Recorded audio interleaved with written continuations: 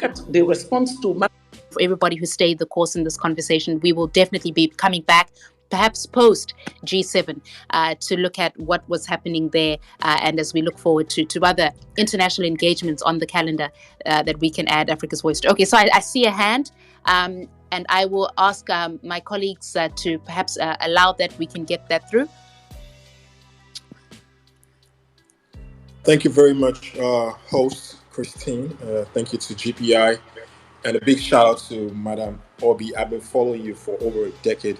You're a titan and I respect you so much.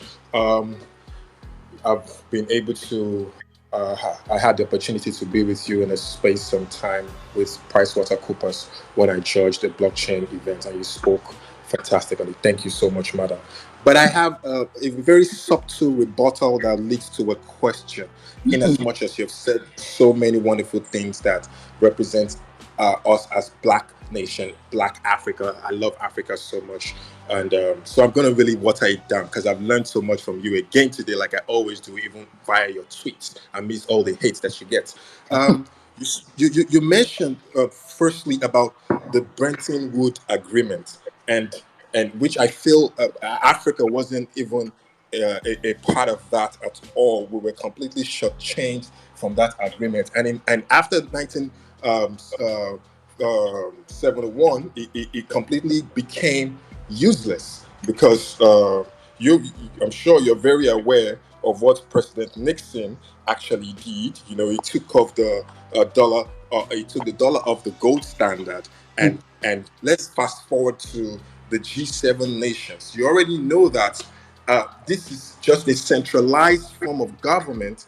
You see, I'm not throwing shades at anybody. We just want to resolve Africa's problems. So please let me hit the nail, Madam, and the host. It's a sort of centralization that completely doesn't take Africa into perspective. You already said that the HIPC countries, about 24 of them are African countries, right? That's the heavily indebted poor countries. But check this out. The US itself is almost $34 trillion in debt. Okay, let's put that on the side. What's the GDP ratio to debt of the US and many of these G7 countries to some of the African countries? Let's put that to the side. Consider that also, Madam. We're also talking about the transaction means of the world with Africa. Look at what happened to Russia, right? Russia is one of the countries that has low debt. But look at what happened to Russia. They took Russia off SWIFT. SWIFT is like the Gmail of financial transactions of the world. So Africa can actually experience that. Somebody think we are Black, or they think we don't like, or don't like the fact that Madam Obi is speaking the truth one day, and they decide to take us off SWIFT. What is Africa's plan to de-dollarize? Okay, the bankers are working on PAPs. Shout out to the central banks led by Nigerian Central Bank. They're working on Pan-African Payments Settlement Service, whatever it is. Boom, boom, bam. I like that kind of innovation.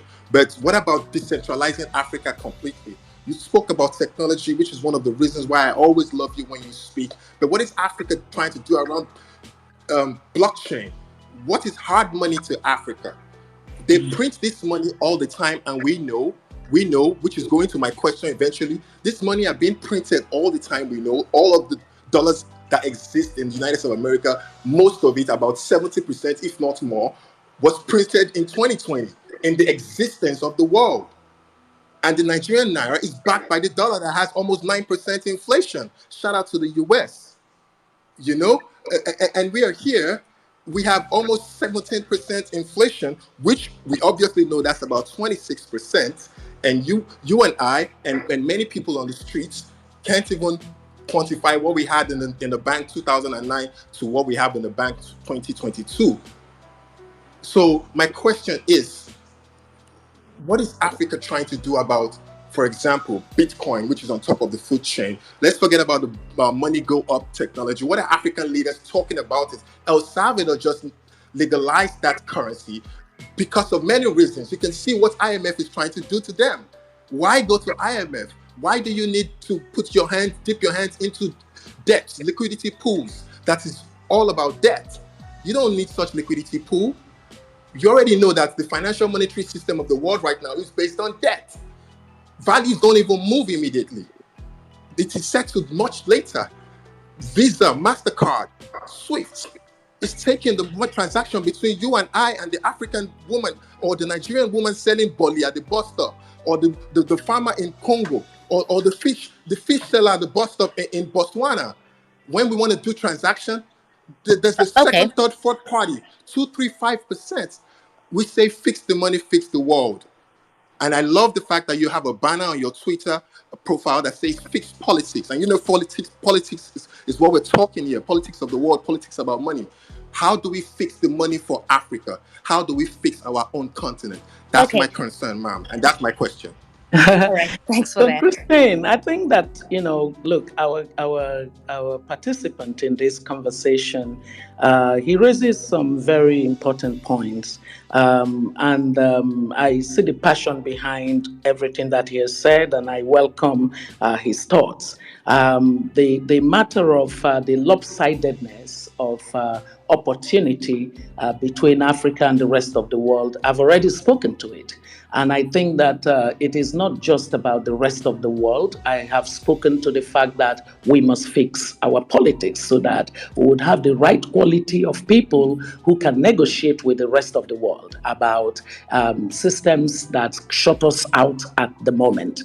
And then the second part of it is that we must accept facts. The one fact that we know is that our level of production and productivity it has been low. We cannot have an Africa that has a 2.7 trillion economy, almost at par with the Brazilian economy, if not a little less or something. We for 50-something countries. No, that's not good enough, especially when put side by side the level of endowments that we all know. There's practically no form of mineral resources that's not on our continent. How have we judiciously, run that sector to ensure that the proceeds of that sector would support our development? Look at the divide between what has been earned through the natural resources sector, oil, gas, diamonds, just name it. The gap between the amount earned and what has been used for development should make all of us on the continent angry at our politics. So we have to fix that so that the quality of policies, quality of institutions, quality of the selection of investments in critical goods that we need in order to have an environment that enables businesses and citizens to do well, to be productive and to be competitive would then happen. So on the take responsibility side, these are my words. And in addition, when you talk about the lopsidedness that exists in terms of access to the global financial system, and the fact that now technology offers us a set of innovative ideas around decentralized money or money type, so digital currency, it goes back again to how prepared are the central banks of Africa to begin now to understand that there is an opportunity in the blockchains, in Bitcoin, in any other of these X that are showing up as digital currency, the transparency that it offers, the control, the deregulated control that it gives to citizens, the fact that person to person can actually get things done, projects can be financed. But my dear Shegun, I think I did say that to be your name, or maybe I'm wrong, but forgive me. We need to remember that there are risks. Right, there are risks. And, being able to have the regulatory mechanisms that can see these risks, because right now we see I caution the young people. I'm a technophile, if there's such a thing, because I love technology and the young people. But I see that most of the times our young people think only of the opportunity. They don't think of the risks as much as they should think. And I think that it is a mix of the acknowledging the opportunities and embracing that we can mitigate against the risk. But we need the right kind of quality of policy makers to do so. So that opportunity is definitely one that Africa must take advantage of. Look at what has even happened in fintech. The fintech progress that we have seen is a predictor of what technology would do for our continent. So I don't think you should despair. I also think that, it is not a case of what is that thing that we say about, but it's not binary. So we can't say that just because there are opportunities emerging through technology, we shouldn't then do the necessary engagement with existing systems of global financial order. We must engage them, and we must push for the reforms. That's why the conversation around the special drawing rights, the fact that this is an asset that has been built up over time, that is available through the IMF, and that the liquidity that it offers can help Africa. We must not ignore that. We must engage, and we must ask for a redistribution, a reallocation mechanism that takes into consideration some of the issues of inequities that we've been pointing out. But I really thank you for your passion, and I thank you for your knowledge. And I just ask that many more of you would understand the role that domestic politics really plays in shaping international politics. Right. So you need the best of people in your politics. Maybe Shegun would run for office someday. Yeah, and in fact, I think that you're pointing us to young people so needing much, to stay engaged in our domestic politics. Many of us are disengaged in the political process. We need to stay engaged, and we need to demand of those who we elect to office to hold up the standard. Thanks so much, everybody, and follow us on Twitter, our account, the GPI's account, and there you'll be able to keep up track with our conversations that we'll be having down the line. Thanks, everybody, and wishing you a wonderful day further. Bye. Bye-bye. Thanks, Christine. Thank you. Thanks, Dr. everyone. Obi. Bye. Bye. Thank you.